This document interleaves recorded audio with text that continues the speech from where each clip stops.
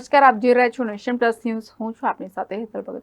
અમરેલીના ખાંભા નજીક આવેલ કાળુશા પીરની દરગાહ ખાતે ભક્તોની ભીડ ઉમટી પડતા મામલતદાર ટીમે દોડી જઈને બંદોબસ્ત ગોઠવ્યો હતો.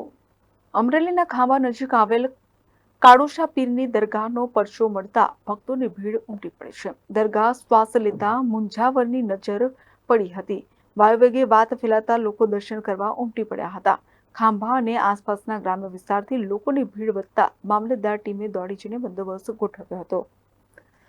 Mehul Trivedi, nation plus news, ધારી.